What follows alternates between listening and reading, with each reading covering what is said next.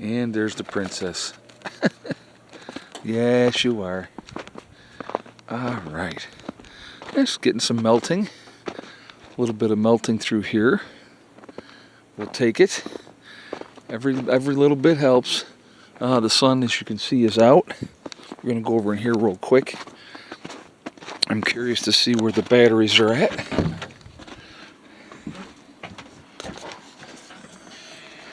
Oh, okay.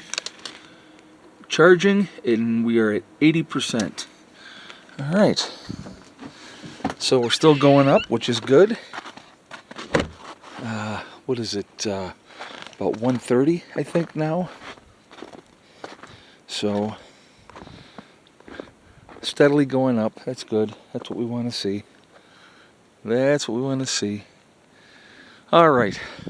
I wanted to talk about this one, and I think this is important too. You know, preparedness-minded folks think differently, which is a good thing, I think. I mean, but I think that it's important with being prepared to think of the different variables that come with it. To think about, you know, for me, it's not just surviving, it's thriving on the other side. So what are you doing?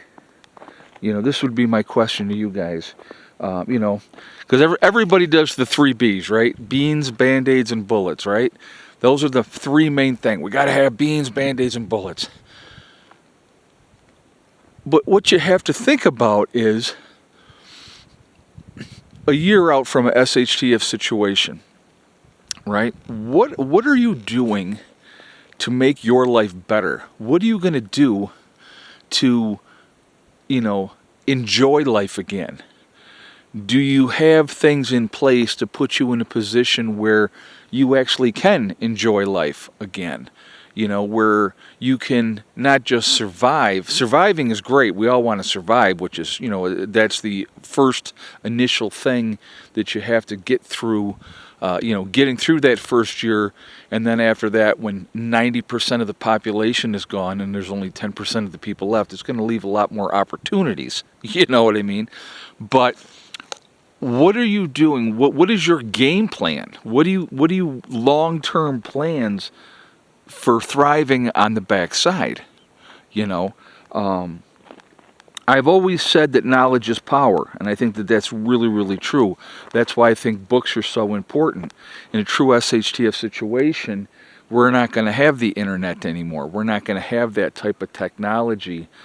You know, whatever solar stuff that you have and the lights and stuff that way, yeah, you'll have that, you know, but you're not going to have the things that you had before. So, you know, you're going to need to set things up. You know, try to see the biggest thing for me, and this is what I always tried to think about, like with the kids. Okay, I always wanted to keep things as normal as possible, and so, you know, one of the things that I always thought about was, you know, having games, being able to play, you know, checkers and chess and cards and, you know, Uno and Jenga and, you know, just different games, Monopoly, or whatever the case may be. I thought that that was always important because you have to have something. It just can't be gloom and doom, gloom and doom, gloom and doom all the time. You got to have other things, you know, to occupy your mind. Books to escape, to read, you know, to go into fantasy of, you know, go into Middle Earth, if you will, you know, with the tale of, you know, with the Hobbit and all that type of stuff. I mean, I read those when I was a kid, and oh my God, you know, you see it in your mind's eye, and everybody's mind's eye is different. So you take your own interpretation of that book, and you use it that way. I mean, that's an awesome thing to do. And I think, like I said, again, you know, but, you know, being able to have plenty of food. So you got to think crops, you got to think seeds. You have to think, do I have, you know, a hoe? Do I have, you know, enough gloves to work in the garden?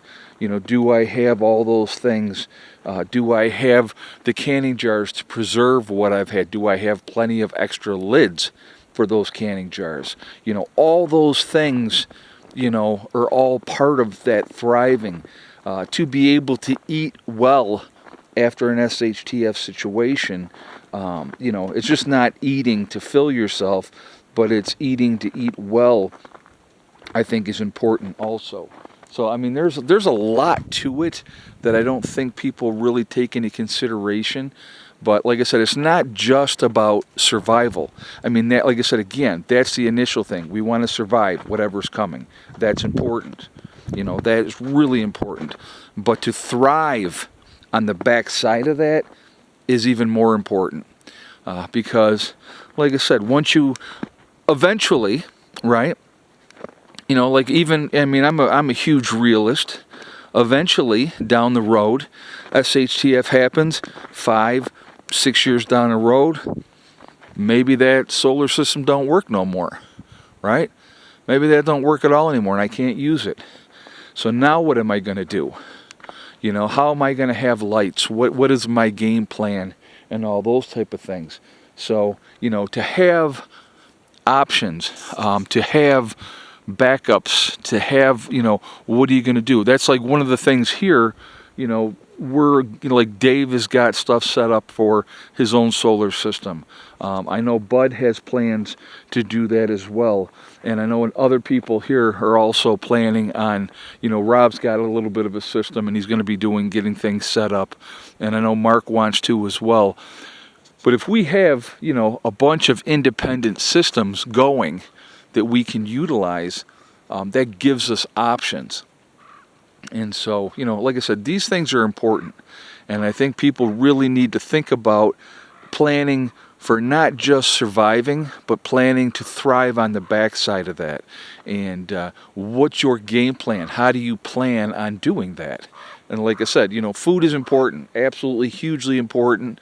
You know, just like this last trip to New York, guys, I brought back 250 pounds of wheat berries that I had up in New York, okay? Now, that can be turned into, you know, flour to be able to make bread, but it can also be planted and make more wheat. You know, so those are the things, you know, you got to think about as well. I mean, we wouldn't just eat through 250 pounds of wheat berries and have bread and do all that. No, we would be, what can we do? How do we do this, you know, to get us to a point where we're going to be good long term? So, you know, those are the type of things that I want you to think about. You know, what is your long-term game plan in that type of a situation? Because, oh man, it's getting slippery.